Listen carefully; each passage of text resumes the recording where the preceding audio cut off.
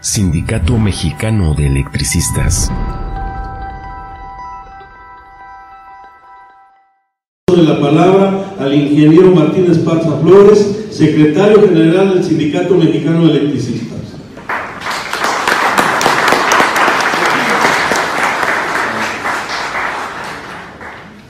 Compañeras y compañeros del Partido del Trabajo, a nombre del Sindicato Mexicano de Electricistas, de los compañeros jubilados y trabajadores en resistencia, queremos hacerles un amplio reconocimiento a la convocatoria de este foro, que es de interés nacional para todos los trabajadores en este país.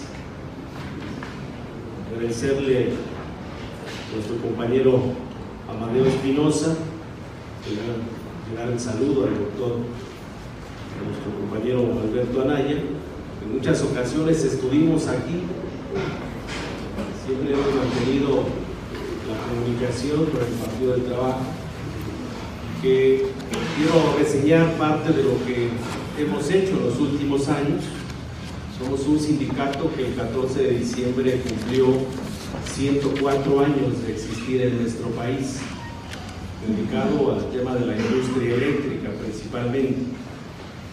Y vamos a cumplir prácticamente 9 años, 5 meses, el próximo 11 de octubre, aquel decreto ilegal de Felipe Calderón. Recordarán de aquella noche del 11 de octubre, donde el 10 de octubre a las 10 de la noche, Fernando Gómez Moll, secretario de Gobernación, ordenó la toma armada y militar de nuestros más de 450 centros de trabajo. Y después Felipe Calderón, a las 0 horas, en cadena nacional, emite un decreto administrativo diciendo: se extingue el organismo público descentralizado Luz y Fuerza del Centro, y por consiguiente 44,000 trabajadores a la calle. Y ese día había un partido de fútbol, México contra El Salvador, para el pase a Sudáfrica, porque nos han hecho creer que vamos a ser campeones mundiales en fútbol alguna ocasión, alguna vez.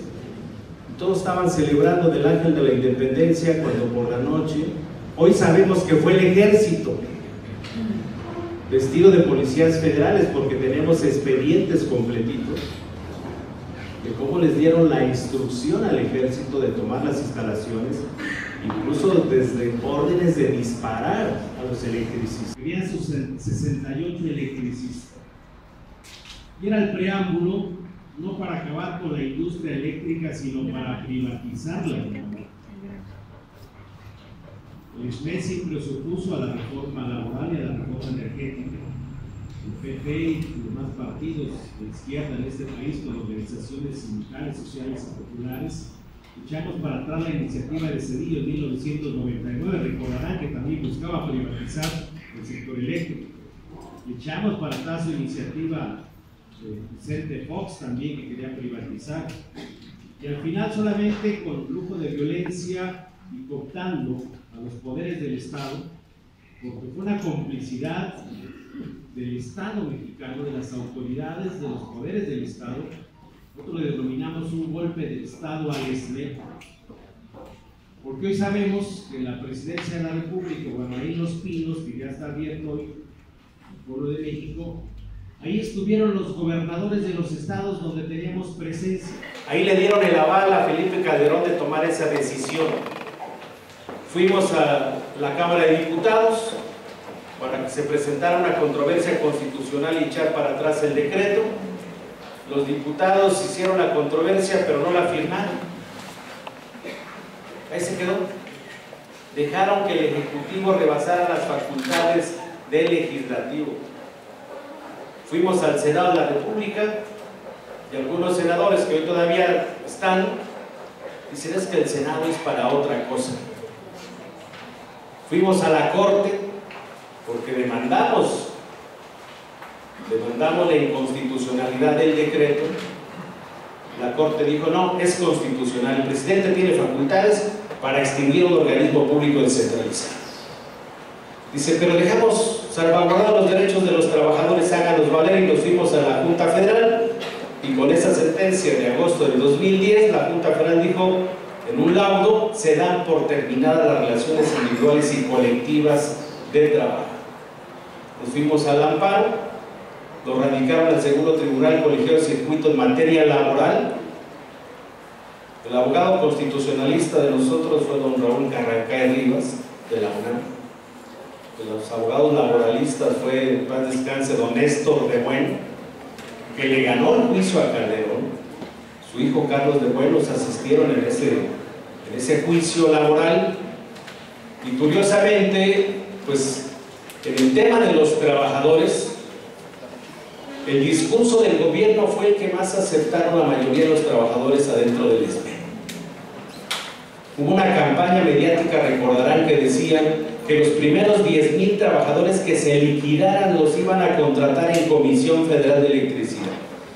¿Cuál fue nuestra sorpresa? Porque hicimos aquella noche una asamblea en el Monumento a la Revolución y de acuerdo a nuestros estatutos es muy clarito y dice el estatuto que cuando estuviéramos en un peligro de disolución forzada de nuestra organización sindical, todos los trabajadores tendríamos que hacer lo que fuera necesario para evitar la disolución forzada del sindicato.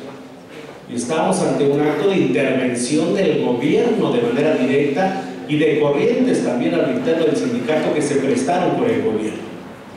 Nuestra sorpresa fue que al primer mes del ilegal decreto ya se habían liquidado 11,000 compañeros. Cuando el acuerdo era nadie se liquida y vamos a defender la empresa y vamos a defender al sindicato. Al segundo mes del decreto ya se habían liquidado en total 28,000. Al final nos quedamos 16,599 compañeros que con el respaldo de nuestras familias, de nuestros compañeros jubilados, que veo varios que están aquí del SPE, logramos preservar y defender al Sindicato Mexicano de Electricistas. El sindicato está vivo, compañeros, está firme y con la cara muy en alto para continuar esta lucha. Y es importante esta reseña porque hoy tenemos que seguir luchando porque se restituyan los derechos de los trabajadores en el país. Hoy hay una coyuntura muy importante porque en todos estos años de política neoliberal, pues el diagnóstico es devastador en contra de los trabajadores. Han hecho reformas contrarias al interés de los trabajadores. Calderón impulsó la reforma laboral del 2012 y el argumento era que se iban a generar miles de empleos, que iba a haber justicia pronta y expedita, que iba a haber verdaderos sindicatos democráticos independientes. Y lo único que hizo, porque la visión no era para mejorar las condiciones de los trabajadores, sino servirles a los empresarios, rapaces, a estos empresarios que les llaman hoy los fifís, los de la mafia del poder, que ahí están, no se han ido, porque el modelo económico no ha cambiado. Si bien cambió el gobierno, pero el modelo económico es el mismo. La mentalidad de esos grandes empresarios multinacionales es cómo seguirle exprimiendo la fuerza de trabajo para hacer muchísimo dinero. En esa época, con la reforma del 2012, pues se multiplicaron las empresas de subcontratación por todos lados. Y luego ya dejaron la ley, el famoso outsourcing, que ahorita venía escuchando en la radio, dice un trabajador, dice, yo formo parte de una empresa muy grande de construcción, pero nos tienen contratados a través de un outsourcing.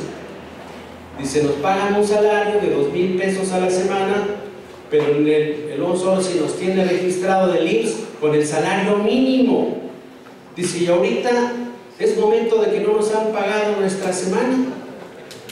Y si bien nos va, dice, hasta la otra nos pagan la mitad de esta, lo que falta. Eso es, para eso hicieron estas figuras en la Ley Federal del Trabajo. Y creo que eso es uno de los temas que tenemos que abordar los trabajadores organizados para revertir ese tipo de reformas que fueron lesivas para el interés de los trabajadores.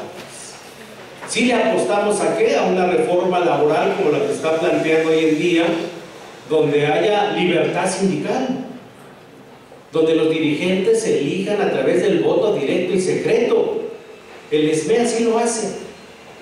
Y acá el SME es parte de nuestra autonomía. Hay un proceso electoral en el estatuto establecido. Quienes celebran los procesos electorales son los propios trabajadores. Se hacen las planillas, cada planilla tiene un propietario y un suplente, llevan a cabo el proceso, registran su planilla con firmas de apoyo a los trabajadores, la presentan, se hacen las cédulas, los propios trabajadores representantes son el escrutinio, los trabajadores llegan y votan directamente en su cédula, la depositan enfrente de los trabajadores en el auditorio, ahí se cuentan los votos y ahí se ponen los resultados. Y así lo hacemos. Creo que es un tema muy interesante, el tema de la reforma laboral que nos debe ocupar a todos, y otro tema que es el tema de la seguridad social en nuestro país. Hace 21 años, un poquito más, nos vendieron a los trabajadores, cuando estuvo Zedillo al frente de la presidencia, que con la reforma en materia de pensiones íbamos a salir con una pensión, no como los ministros de la Corte, un poquito más abajo.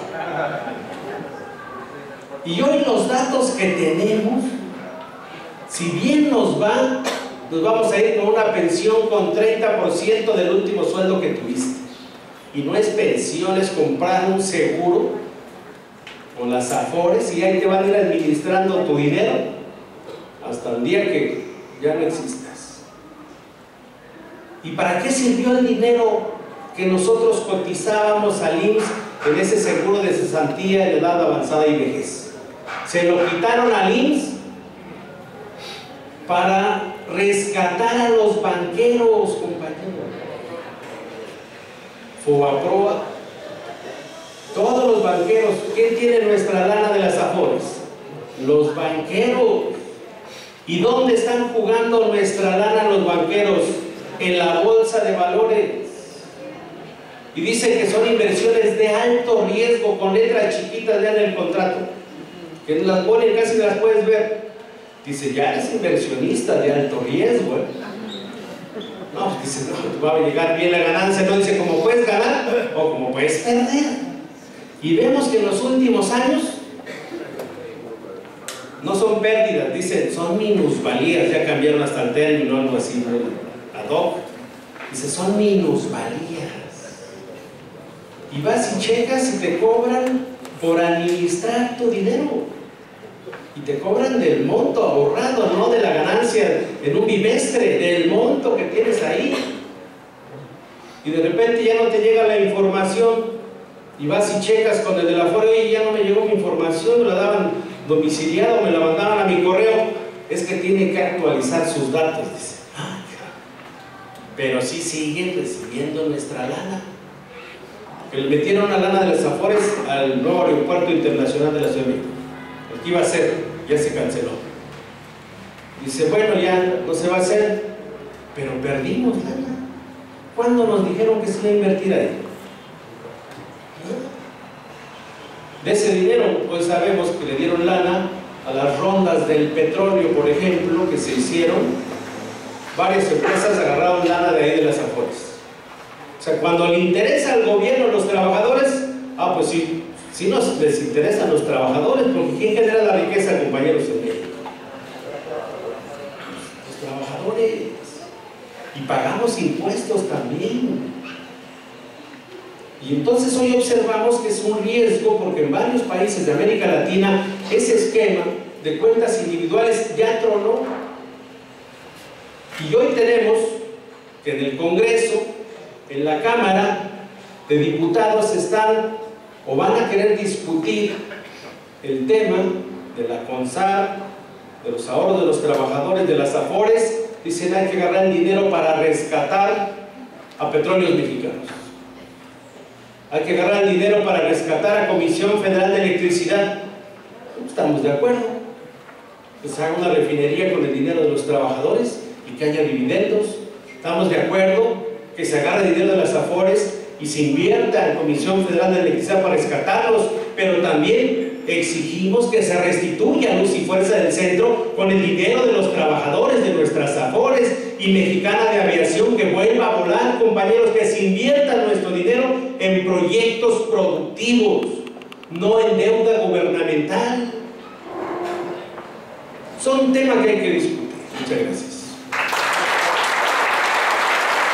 Vamos enseguida a recibir al ingeniero Francisco Hernández Juárez. Quiero agradecer en todo lo que vale esta invitación que me hace el Partido del Trabajo. Quiero agradecer a nombre de los telefonistas y expresarles, además de mi agradecimiento y reconocimiento, que un partido como este, el Partido del Trabajo, le dé este valor, esta importancia al tema laboral. Al profesor Anaya, que puso mucha atención y me hizo esta invitación, que agradezco. Y les digo que me parece de la mayor importancia, porque yo tuve oportunidad ya hace algunos años de participar en la Cámara de Diputados. No tiene caso traer al cuento por parte de quién. Era la primera vez y es la única que he participado en una responsabilidad como esta. Y después de que pasó el proceso electoral, nos invitaron a los diputados de ese partido a ir a un evento a Morelia, porque allá iba a ser una reunión donde se nos iban a dar los temas de la agenda que los diputados íbamos a promover en la Cámara. Y cuando estuvimos ahí, y el asesor jurídico ahí nos fue relatando, nos fue poniendo en el pizarrón tema por tema. Cuando terminó, fueron 10 puntos. Yo francamente me quedé sorprendido, porque entre esos 10 puntos que ese partido de izquierda planteó, no iba el tema del trabajo. La verdad, a mí me sorprendió, porque me parecía un tema fundamental. Y yo pregunté, oigan, ¿por qué no está incluido el tema del trabajo? Me parece un tema fundamental. Y me respondieron así, simple y sencillamente: eso no es un tema prioritario, compañero Hernández Juárez. ¿Cómo que no es un tema prioritario? Oigan, el tema laboral no es un tema prioritario. No deja de ser curioso que para los empresarios el tema laboral es un tema fundamental. Para el gobierno es un tema fundamental. A lo mejor con otra idea, digamos, para los grandes empresarios, también con respecto a los empresarios progresistas, o para el gobierno, porque el tema es fundamental para ellos, porque les permite el control, porque les permite no solo el control corporativo de los sindicatos, les permite inhibir los procesos democráticos y el ejercicio democrático de los sindicatos y la libertad democrática, sino además les permite algo todavía más importantísimo: el tema salarial. Es decir, mientras la derecha, los empresarios y el gobierno toman como el tema laboral como una cuestión fundamental, la izquierda parece no darle la importancia que tiene este tema. Y por eso me alegra que el Partido del Trabajo le esté dando esta importancia y lo haga, inclusive desarrollo eventos como estos, porque me parece fundamental. Y si en algún momento si siempre ha sido importante, hoy me parece más importante que nunca. Ya le tocó a este gobierno sacar esa reforma secundaria. A mí me parece esto fundamental, porque esa reforma laboral, esa reforma constitucional, que va en la dirección de la libertad sindical, que va en la dirección de la verdadera contratación colectiva, que va en la dirección de quitarle al gobierno el control sobre el registro de sindicatos y contratos colectivos, solo se concretará si la reforma secundaria está alineada con lo que se pactó en la reforma constitucional. Si esta reforma secundaria no va en esa dirección, nulifica el efecto de la reforma constitucional y la libertad sindical no se va a dar. Los empresarios en la Secretaría de Trabajo, en la Cámara de Diputados, perdón, que recibió la propuesta de reforma secundaria, abrió los foros. Y los empresarios dicen, bueno, no nos vamos a oponer a la reforma secundaria, pero que sea gradual y que no se desaparezcan los órganos tripartitos. Es decir, quieren meter al órgano autónomo los mismos mecanismos de control que tenían en las juntas de conciliación. Quieren nulificar la capacidad autónoma de este organismo.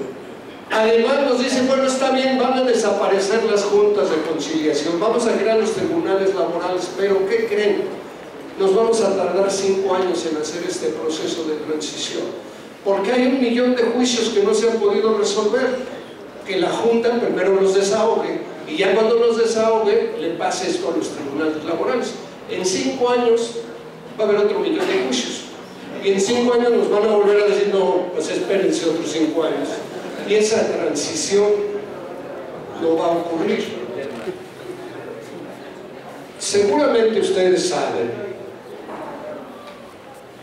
que México ha sido ubicado ya como uno de los países con los más bajos salarios del mundo. Precisamente por eso ya no nos quieren los acuerdos comerciales, porque creen que es inadecuado que México compita solo con mano de obra barata. ¿Qué fue posible que ocurriera para que un salario mínimo, cuando se inició esta política económica neoliberal, pudiera adquirir 54 kilos de tortilla en los principios de los años 80, y hoy un salario mínimo solo compre 5 kilos de tortilla? Que haya podido bajarse el salario de los trabajadores 70% en su valor. Que el gobierno fuera malo y que a través de políticas neoliberales se los impusieran los trabajadores, bueno, sí. Que los empresarios convenencieramente solo guiaron sus proyectos a través de ser competitivos por mano de obra barata, bueno, pues también. Pero los trabajadores que son buenos simplemente vieron que les pasaron por encima y no hicieron nada para impedir que les pasaran por encima y que les quitaran su salario. Me parece que eso sería un criterio un poco simplista.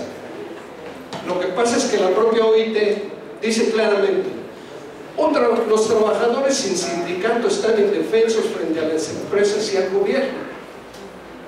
Por eso el gobierno le pone tanta importancia a la cuestión laboral para mantener bajo control el sindicalismo.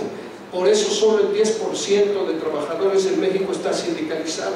El 90% de los sindicatos son sindicatos blancos controlados y el 90% son contratos de protección patronal. Si no cambian las leyes, bueno, pues sí, yo creo que va a haber siempre organizaciones combativas, trabajadores que luchan, pero con la ley en contra va a ser permanentemente desventajoso. Me pareció una oportunidad importantísima estar con ustedes y poderles plantear nuestra preocupación en relación a este tema. Por ello, de verdad, le agradezco todo lo que vale la gentileza de la invitación y a ustedes por permitirme expresar mis puntos de vista al respecto. Gracias. Buenas noches. Ya la presencia aquí de Carlos Galindo, secretario de Relaciones del Estuna. Su tema es la participación de los sindicatos en la democratización del país. Damos la bienvenida y dejamos sin más protocolos el uso de la palabra. Gracias. Buenas tardes, compañeras y compañeros internos del presidio, diputadas y diputados del Partido del Trabajo. Reciban de parte del Sindicato de Trabajadores de la Universidad Nacional Autónoma de México un fraternal saludo y agradeciendo la invitación que nos hicieron para participar en este importante foro que tiene que ver con el sindicalismo en nuestro país. El tema en sí nos llama a la reflexión. Yo coincido con los compañeros que me antecedieron en que el modelo económico, político y social que se viene imponiendo no solamente en nuestro país, sino en el mundo, no solamente permanece, sino que se fortalece y se reconfigura. Y entonces no nada más es un problema privativo del país, sino es un problema que se ha generalizado a lo largo y ancho del mundo. por eso hoy tenemos millones de pobres, y por eso en nuestro país tenemos también más de 50 millones de pobres. Entonces es un modelo que obviamente nos obliga a reflexionar, no solamente pensar en el futuro del sindicalismo, sino refundar un proyecto alternativo de nación que tenga como sustento el cambio del rumbo económico, político y social del país. Y la historia es necia, compañeras y compañeros, porque este modelo se ha venido incluyendo no solamente en el mundo, sino particularmente en México, a partir de los gobiernos de Salinas, de Salinas particularmente, en donde nuestro país entró en ese refuego y se impuso ese modelo.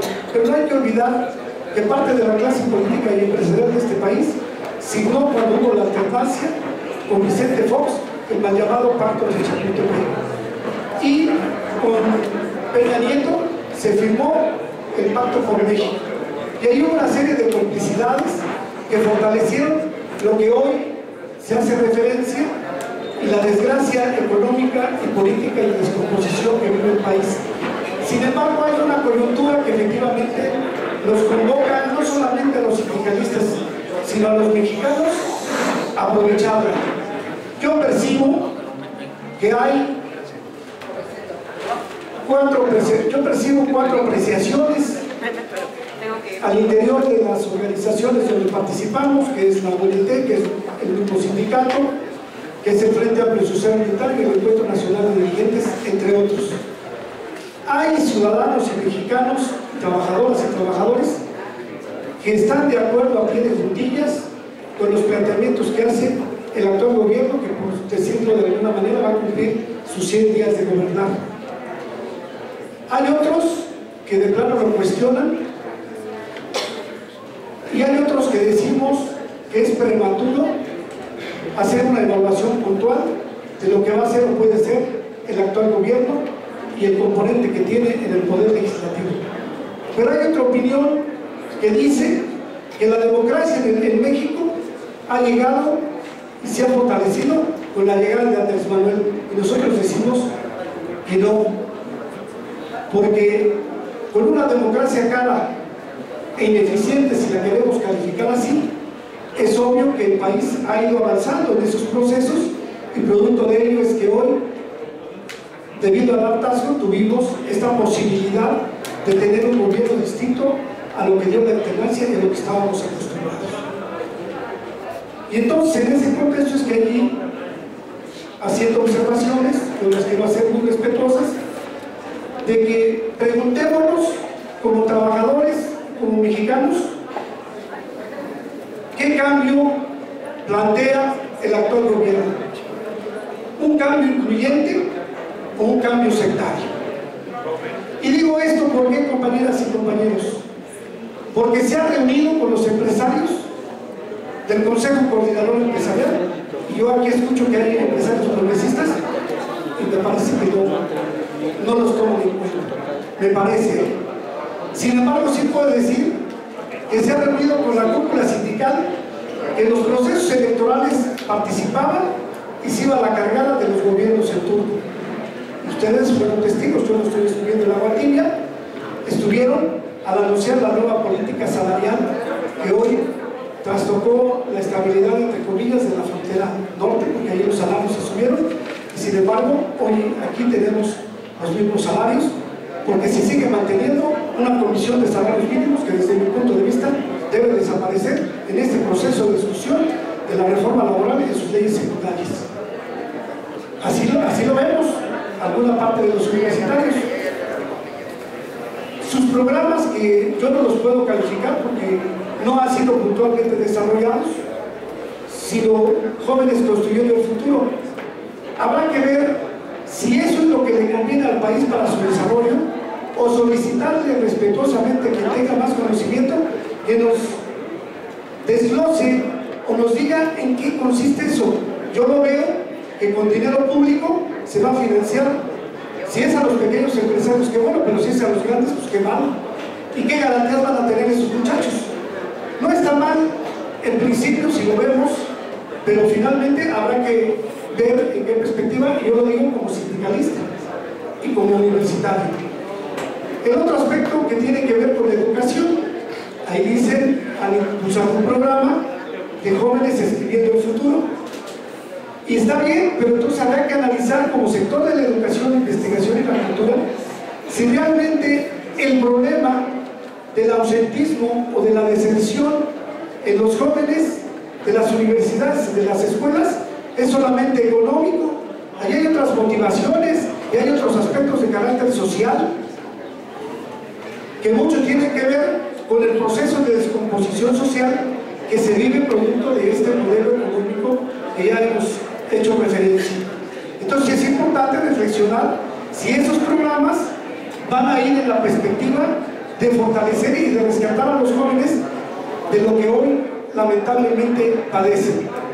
Ahora, el país hasta ahorita, antes de que se cumplan los 100 días, desde mi punto de vista, no ha cambiado prácticamente en muchas cosas, más que en la forma de gobernar y transformar a la nación, qué es lo que se hace y cómo se pretende hacer. Nosotros creemos, compañeras y compañeros, que es importante que igual que este partido, el Partido del Trabajo, y lo digo respetuosamente, insisto, revise la vinculación que tiene que dar con la sociedad y con los trabajadores. Es fundamental porque incluso los sindicatos estamos aislados del conjunto de la sociedad. Por eso yo insisto y les hago la pregunta nuevamente: ¿qué quiere el actual gobierno y qué queremos nosotros? ¿Un cambio que nos incluya o un cambio sectario? Habrá que preguntarnos, compañeras y compañeros, y en función de eso construir la decisión que nosotros tuvimos. Nosotros decimos, si el gobierno quisiera y tuviera voluntad, ya se hubiera reunido con sectores que le hemos estado demandando una reunión a través de la ONT y con sindicatos del sector de la educación. Los compañeros hicieron referencia solamente a 2 huelgas, pero no, compañeras y compañeros, son 5 huelgas: la del CITOA, la de la Universidad Agraria Antonio Narro, los 2 sindicatos de la Universidad Autónoma de Chapingo y los compañeros del Sindicato de Trabajadores del Colegio de Postgraduados. Entonces sería muy bueno que este foro, yo lo propongo fraternal y respetuosamente, en esa perspectiva de transformación del partido, yo así lo veo, pudiera sacar un resolutivo en solidaridad y en la exigencia de que se atiendan esos problemas que efectivamente son producto de un dislate, así se planteó, cuando se atentó contra la autonomía y se pretendió cancelar parte del presupuesto para la educación superior y la educación en general en el país, y que después se rectificó. Y nosotros decimos, y somos mal pensados, a esos niveles del gobierno no puede haber equivocaciones de esa dimensión. Y por eso nosotros creemos que están en riesgo varias cosas, particularmente la autonomía universitaria.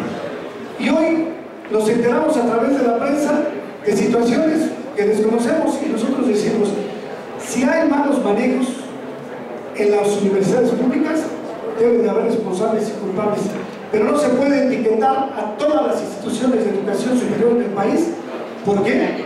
Porque el proyecto que tiene el gobierno, lo primero que desde mi punto debe ser para el fortalecimiento de la educación es dotar de recursos necesarios y suficientes a las universidades que ya estamos, y después ir al proyecto de las 100 escuelas, porque finalmente creemos que no está mal. Hay que darle educación a todos, porque efectivamente el desarrollo educativo que tenemos a nivel del país, en cobertura a nivel superior, no rebasamos ni con mucho el 40% de la población de jóvenes en posibilidades de estudiar. Y la inversión que se hace es de las más bajas a nivel de los países que somos miembros de la Organización de Cooperación y Comercio Mundial. Y entonces sí tenemos que reflexionar desde mi punto de vista, y los sindicatos y los partidos tenemos que ver y ampliar los horizontes y buscar vincularnos más en una perspectiva que nos permita, compañeras y compañeros, y es una bandera que hemos venido enarbolando desde la Unión Nacional de los Trabajadores y del sector universitario, el cambio de rumbo económico, político y social del país, pero con un cambio donde estemos todos incluidos. Tenemos también otra situación que hay que reflexionar y creo que es importante. No podemos nosotros seguir siendo sujetos de mecanismos clientelares que estamos en contra que se acaben, para que efectivamente la democracia se vuelva una democracia participativa. En mi sindicato, compañeras y compañeros, me voy a referir rápidamente a ello, la tenemos. Nosotros como sindicato de trabajadores de la Universidad Nacional Autónoma de México, independiente de la democracia representativa que tenemos los que estamos en la dirección, hay una democracia participativa de las más de 28,000 trabajadores que conformamos este sindicato. Y las decisiones fundamentales y las elecciones las toman los trabajadores en voto universal, secreto y directo en urna. Y tenemos incluso la proporcionalidad acotada con un 20% del total de la votación. El comité ejecutivo actualmente en mi organización, el Estuna, tiene 14 secretarios de mayoría y 5 de minoría. Y entonces eso nos permite la discusión permanente en las bases de nuestro sindicato. Creemos que toda democracia se debe de perfeccionar y por eso nosotros vemos que el problema de las leyes secundarias de esa reforma laboral no es solamente lo que se va a reformar y si se avanza o no, si va a haber una reforma a las leyes secundarias y ya hubo reforma constitucional, si ya estamos convencidos, compañeras y compañeros, que la Comisión Nacional de Salarios Mínimos no sirve, hay que desaparecerla y generar un instituto permanente del salario y del bienestar para la clase trabajadora. Proponemos, si el apartado B, compañeros, y aquí yo he escuchado atentamente las quejas, porque aquí no es un problema de aplicación de la ley, porque pareciera ser que las leyes no se aplican y no se han aplicado nunca. El apartado B limita los derechos de los trabajadores, no solamente el ejercicio para elegir democráticamente las elecciones, sino el apartado B los limita en la aplicación y en el ejercicio de derechos plenos. Y entonces el Partido del Trabajo debe de ser un promotor de que hay que desaparecer el apartado B y el outsourcing, que nada ha beneficiado y se ha precarizado el trabajo en este país, y creo que son banderas que nosotros debemos retomar como sindicatos y como sociedad para ampliar esta posibilidad de cambio. Ahora, compañeras y compañeros, ¿qué papel jugó en los últimos días la Organización Internacional del Trabajo? A mí me parece que ellos cumplieron un objetivo y este gobierno participó de ese objetivo y nosotros también. El objetivo de ellos es la conciliación entre el gobierno, los patrones y los sindicatos. Nada más el problema, había que ver los sindicatos que son muy hábiles y se acomodan en los gobiernos en turno, porque lo hicieron con los panistas y ahora pretenden hacerlo en el gobierno de Andrés Manuel. Pues obviamente que ellos tienen una lógica distinta a la de los trabajadores. Y yo no digo que hay que estar en pleito permanentemente con los patrones, sino hacer que los patrones respeten los derechos humanos y laborales de los trabajadores, cosa que en este país no se ha logrado, y sí tenemos la posibilidad de hacerlo, pero en una perspectiva donde hay que hacer los planteamientos legislativos, pero también acompañados de la lucha política y la movilización. Si no, compañeras y compañeros, difícilmente nos van a escuchar.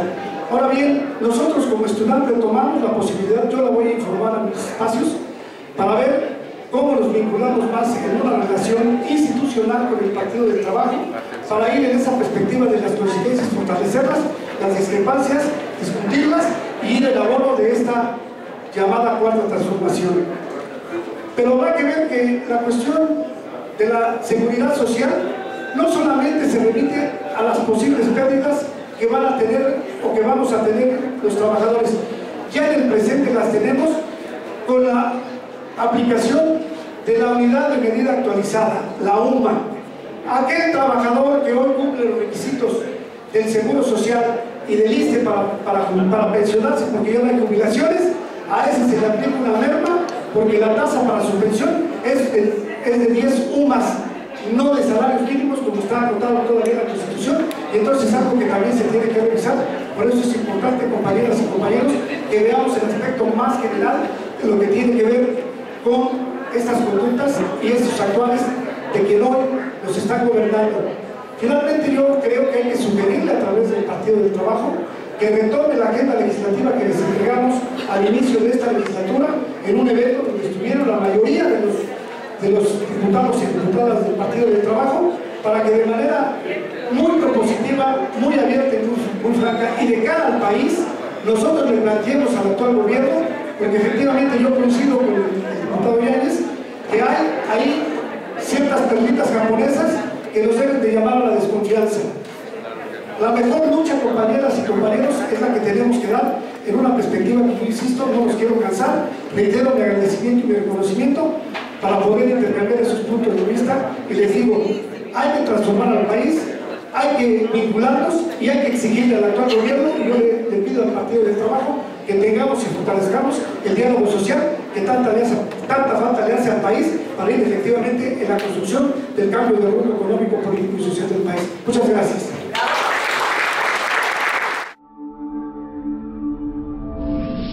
Radio.